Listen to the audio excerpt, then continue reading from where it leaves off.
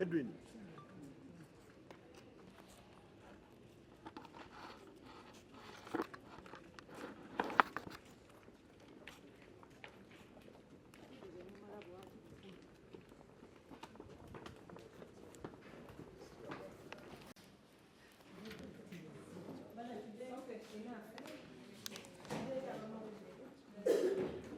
You can see this side.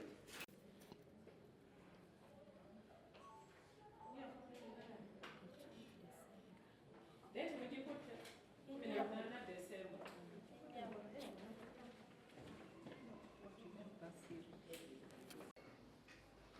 Now look at Daisy. Abajo Duffy. Nakato Nava.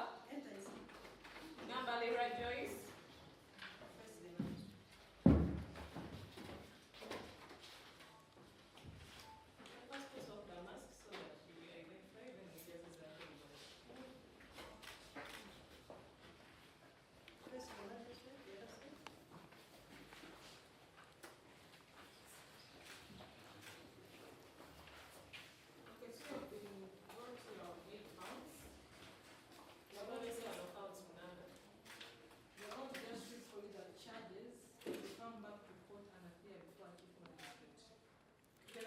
Charges, na hiyo mgena kuwa mkono udete geno bawewa okubanga mu facing chief magistrate abala face no maso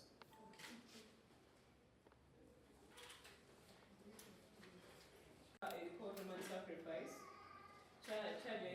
sorry eyokubiri eriko manslaughter eyokusatu specific racial negligence eyokuna being in possession of marijuana Neyokutano conspiracy to commit a felony.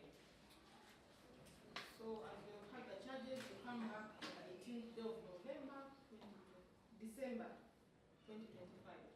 You appear before the magistrate.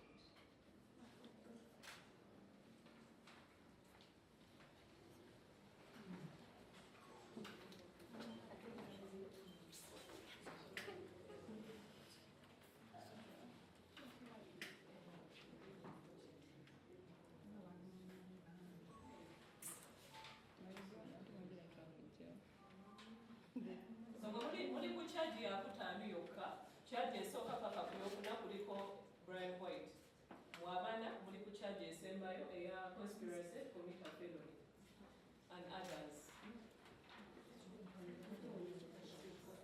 Oh, actually mulina satu.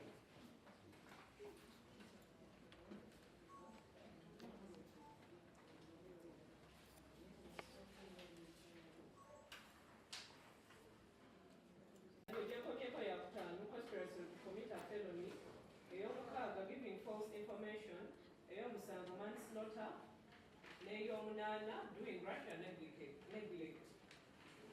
The charges munana. Ng'omulamuzi w'abanyonyodde mujja kudda amaaso ga chief magistrate ng'era tuzomwe 18 mwezi ogwa December.